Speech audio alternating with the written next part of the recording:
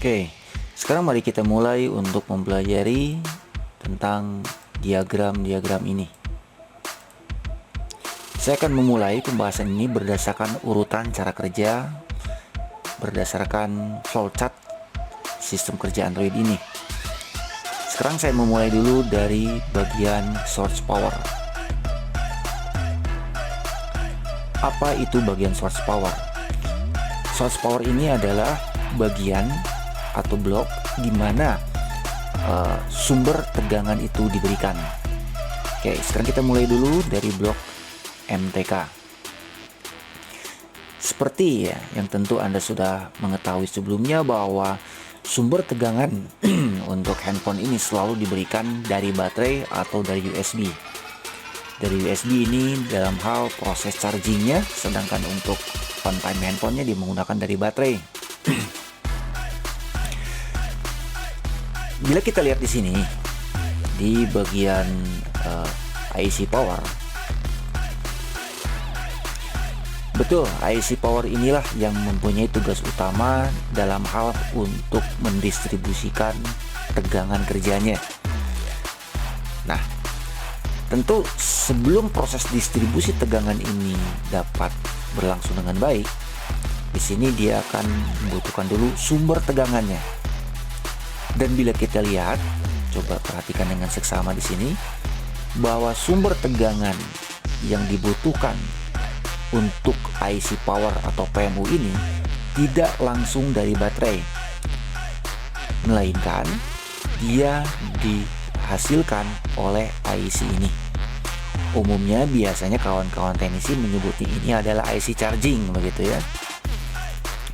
Betul, ini adalah salah satunya sebetulnya ya, berperan sebagai charging, begitu. Inilah bagian yang berperan sebagai source power. Cara kerjanya sebagai berikut. Tegangan baterai ini terlebih dahulu masuk ke dalam IC ini. Barulah nanti IC ini yang akan men-switchkan tegangan pribat ini diarahkan ke bagian pribat PMU. Namun perlu Anda pahami bahwa di dalam blok rangkaian ini di sini ada terdapat buck regulator. Buck regulator ini adalah sebuah rangkaian yang mampu melakukan efisiensi tegangan, sehingga ketika terdapat selisih tegangan antara pribat PMU, selisih tegangan tersebut akan dikonversikan menjadi arus. Nah, hal ini akan dijadikan manfaat besar ya, sehingga arus dari pribat PMU ini akan lebih besar ketimbang arus yang dihasilkan dari baterai ini, gitu, karena ini ada terjadi sebuah efisiensi, gitu. Kemudian fungsi lain dari bagian IC bagian source power ini atau bagian charging ini, sebetulnya bagian jalur pribat baterai ini bisa saja input atau bisa dijadikan output. Artinya ketika tidak dalam kondisi charging, tentu pribat ini adalah input dari baterai masuk, kemudian outputnya keluar dari sini. Tetapi apabila kita menghubungkan USB dan V-charge in ini masuk, maka arus USB ini akan diarahkan di sini. Dan tentu ini pun juga akan diarahkan ke sini. Jadi kesimpulannya, IC power ini sumber tegangannya atau source powernya ini bisa disuplai dari baterai atau disuplai dari USB. Tapi tentu apabila tanpa baterai kemudian kita mencolokkan hanya USB saja, sistem handphone ini tidak akan mengizinkan untuk melakukan masuk ke menu, begitu ya, untuk menjalankan sistem secara utuh, begitu, tetapi hanya akan masuk ke dalam mode charging saja. Namun dalam posisi source power ini ada manfaat lain yang dapat kita ambil, gitu ya. Misalkan ketika kita akan melakukan ISP, kita akan melakukan direct eMMC, Dimana ketika proses derek eMMC ini, tentu bahwa eMMC ini harus dalam kondisi aktif, artinya dia membutuhkan tegangan kerja. Kita bisa saja tanpa memberikan tegangan kerja ini dari box UV-nya begitu. Khawatir box UV ini terlalu berat, khawatir box UV-nya ini malah terjadi kerusakan akibat karena beban yang terlalu berat, sehingga kita lebih baik sudahlah. Jadi tegangan kerja eMMC ini kita alihkan saja dari power management unit ini begitu. Nah, caranya ya gampang, kita tinggal menghubungkan USB saja. Tanpa baterainya harus kita pasangkan, cukup colok USB. Dan bahkan tanpa kita menekan tombol power.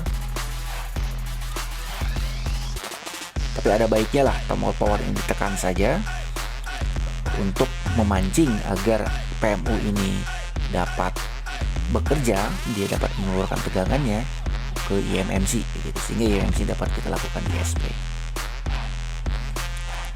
Oke, kita kembali lagi ke pembahasan awal tentang source power. Jadi kesimpulannya, IC power ini atau PMU ini dia dapat bekerja apabila dia telah mendapatkan sumber tegangan dari IC charging ini.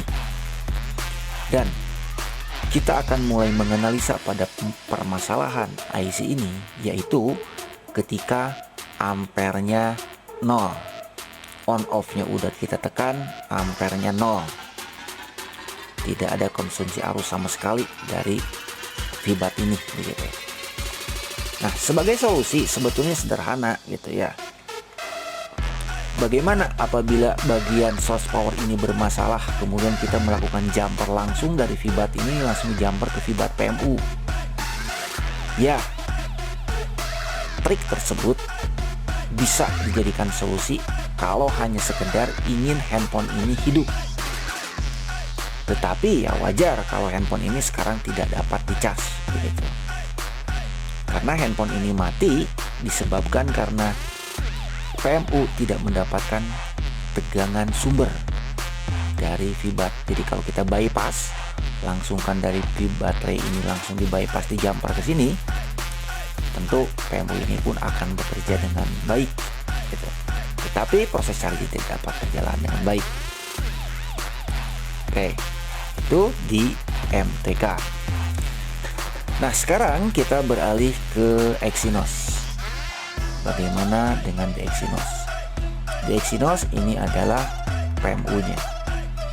Bila kita lihat di sini bahwa PMU atau IC power dia membutuhkan tegangan Fibat. Sekali lagi bahwa tegangan Fibat ini bukan tegangan langsung dari baterai. Nah, tetapi Fibat ini dihasilkan oleh IC ini. Nah, IC ini sebetulnya memiliki banyak fungsi ya. Oke, salah satunya adalah di sini ada bak regulator untuk efisiensi dari tegangan Fibat dirubah menjadi tegangan Fibat, tetapi nilai arus yang akan menjadi besar. Juga bagian blok ini difungsikan sebagai chargingnya, switching charging, dimana nanti tegangan USB 5 volt ini pada akhirnya akan diarahkan nantinya ke bagian Fibat yang saat ini polanya sama saja seperti yang telah saya jelaskan di MTK tadi.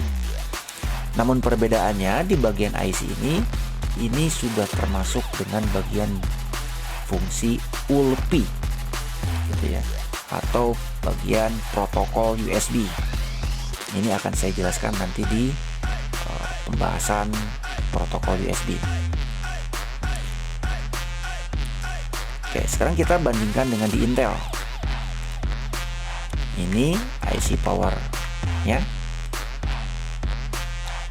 Sebentar, saya sesuaikan dulu ya diagramnya. Oke, ini di Intel. Ini IC powernya.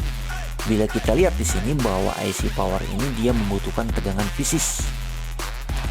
Nah, sebetulnya kata dari fisis ini atau kata dari Fibat yang ada di Exynos ini atau di MTK ini dinamakannya Fibat PMU, sebetulnya esensinya sama, yaitu input tegangan yang dibutuhkan untuk IC power begitu. Ini hanya beda penamaan sajalah. Misalkan nama saya Rizal Fikri, nama Anda misalkan Solehudin, ya Tatno, sama-sama saja lah. Anda manusia, saya juga manusia gitu. Oke. Nah, tegangan fisis ini itu pun sama seperti halnya tadi di MTK dan Exynos. Dia bersumber dari bagian block charge ini. Ini adalah baterai, kemudian dia masuk sini, dia keluar, tegangannya menjadi fisis, dan di sini barulah menjadi distribusi. Cuman memang di sini ada sebuah pola yang berbeda. Bila tadi di Exynos ya, antara bagian source power dan charging ini dan bagian blok untuk USB ini disatukan di dalam satu IC. Sedangkan di Intel, ini contohnya ini di Intel di K900 atau di Asus Zenfone 5, antara IC charging dan IC untuk ULP atau untuk hub atau switching USB ini dipisah begitu. Nah, sedangkan di MTK untuk USB ini dia tidak mampir ke dalam IC begitu ya, IC terpisah, tetapi dari USB ini dia langsung masuk ke dalam SoC-nya begitu. Oke, sekarang apa sih permasalahannya ketika bagian source power ini rusak begitu ya? Tadi setelah dijelaskan di MTK bahwa ketika bagian blok ini bermasalah, cirinya adalah nilai konsumsi arusnya 0 sekalipun tombol powernya sudah kita tekan. Solusinya tentu kalau memang IC ini rusak, kita harus menggantinya begitu. Namun lagi-lagi ada trik yang bisa kita lakukan. Cukup melakukan jumper dari VBAT ini langsung ke fisis. Kalau di Intel, kalau di Exynos menjumperkan langsung dari V-baterai ke VBAT.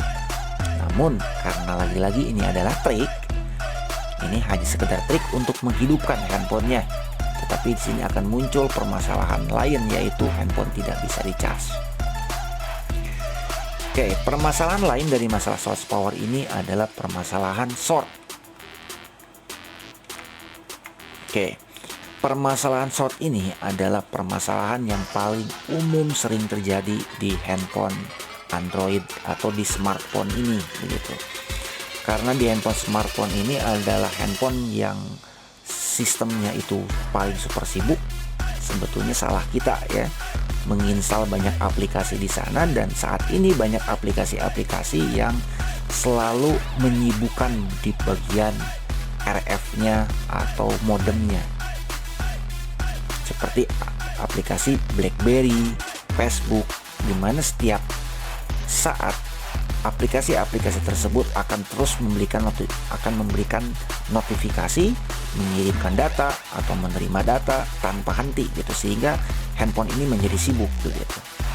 Nah, ketika bagian CPU, SoC, eMMC dan bagian sistem ini keseluruhan ini terus sibuk, maka imbasnya adalah konsumsi arus pun atau aliran listrik yang mengalir antara baterai terhadap PMU, dari PMU ke SoC ini akan menjadi sangat deras gitu. Karena aliran listrik tersebut sangat deras, ini akan mengakibatkan terjadinya short.